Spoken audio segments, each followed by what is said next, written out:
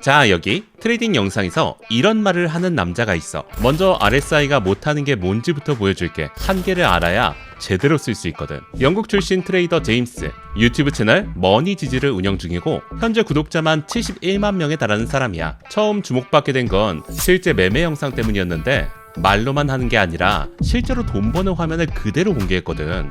근데 이 사람 처음부터 이렇게 살지는 않았어. 트레이딩을 시작하기 전까지의 제임스는 식당에서 손님 밥상 나르던 웨이터였어.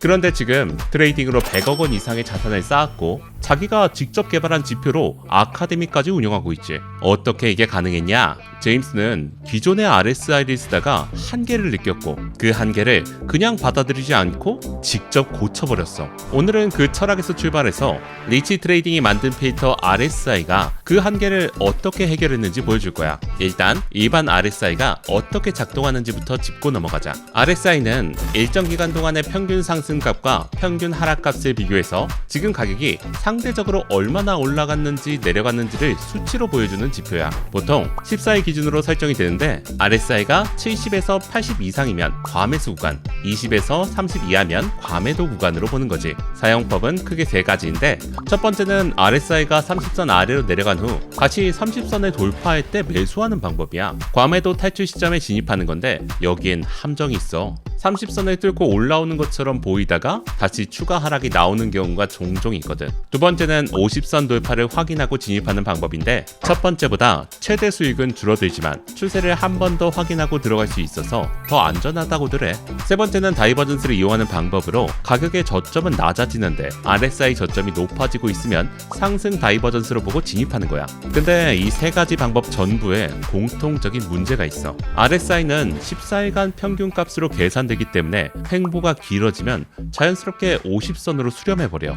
방향을 전혀 알 수 없는 상태가 된다는 거지. 그리고 더 큰 문제는 횡보 이후엔 조금만 하락해도 바로 과매도 구간으로 떨어진다는 거야. 매수 타이밍이라고 착각하고 들어갔다가 추가 하락을 그대로 맞게 되는 패턴이야. 오늘 영상에서는 이 문제를 해결한 필터 RSI가 어떻게 구성되어 있는지, 설정은 어떻게 하는지, 그리고 실제로 쓸 때 사람들이 가장 많이 하는 실수까지 전부 보여줄 건데 본격적으로 설명에 앞서 앞으로도 유익한 정보로 찾아올 테니까 3초만 투자해서 구독, 좋아요, 알림 설정으로 응원해줘. 자, 바로 시작하자고. 먼저 설정 방법은 간단해. 트레이딩뷰 좌측 하단에 있는 파인 에디터를 클릭하고 새로 만들기에서 인디케이터를 선택한 다음 필터 RSI 코드를 전체 복사해서 붙여넣기 하고 차트에 넣기를 누르면 끝이야. 코드는 리치 트레이딩 텔레그램 자료실에 올려뒀으니까 영상 끝까지 보고 받아가. 그럼 필터 RSI는 기존 RSI랑 뭐가 다른 건지 알려줄게. 일반 RSI는 14일간 평균 상승폭과 평균 하락폭을 비교하는 방식인데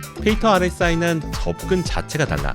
14기간 안에서 최고점과 최저점의 전체 범위를 기준으로 삼아서 신고점을 새로 갱신하면 강한 매수 신호, 신저점을 새로 갱신하면 강한 매도 신호. 그 사이에서 횡보하고 있으면 반응을 확 줄여버리는 거야. 이게 핵심이야. 방향성이 없는 구간에서는 신호를 스스로 잠재우는 구조거든. 거기에 일반 EMA보다 더 부드럽게 움직이는 스무딩 방식을 써서 잔파동까지 걸러내기 때문에 일반 RSI보다 노이즈가 훨씬 적어. 과매수와 과매도 기준선이 달라서 일반 RSI가 70, 30을 쓰는 반면 필터 RSI는 80, 20을 써. 더 엄격한 기준으로 신호를 내보내는 거지. 시각적으로는 RSI 라인이 80선 위로 올라가면 초록색으로 바뀌면서 영역이 채워지고 20선 아래로 내려가면 빨간색으로 바뀌어. 50선을 기준으로 그라디언트가 형성돼서 방향성을 한눈에 확인할 수 있어. 여기에 시그널 라인이 하나 더 표시되는데 필터의 RSI 값을 한 번 더 평활한 선이야. 이 시그널 라인을 필터 RSI 라인이 아래에서 위로 뚫고 올라오면 상승 전환,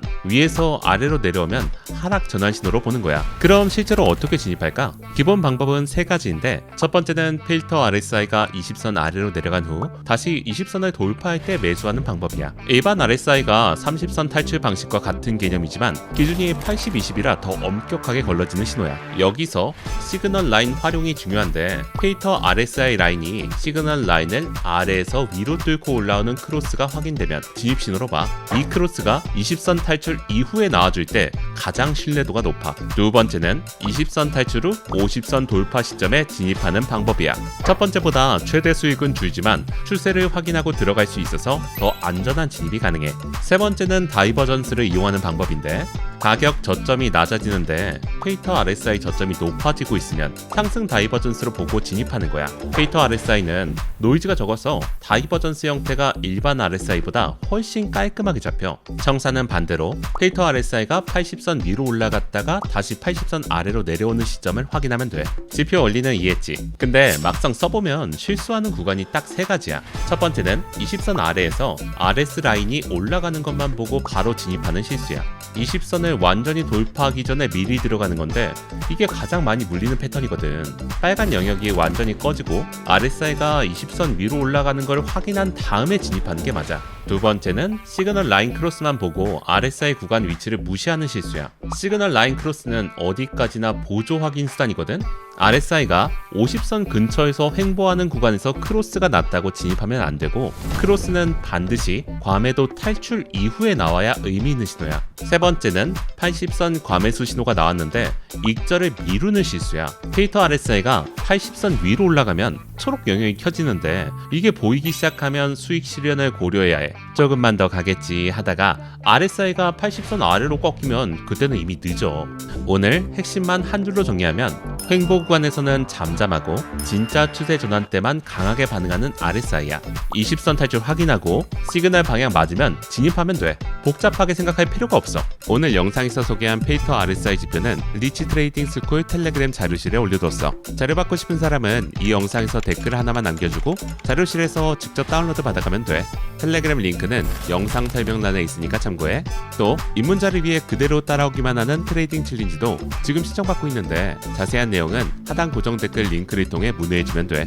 그럼 오늘도 시청해줘서 고맙고 다음에 더 좋은 영상으로 찾아올게.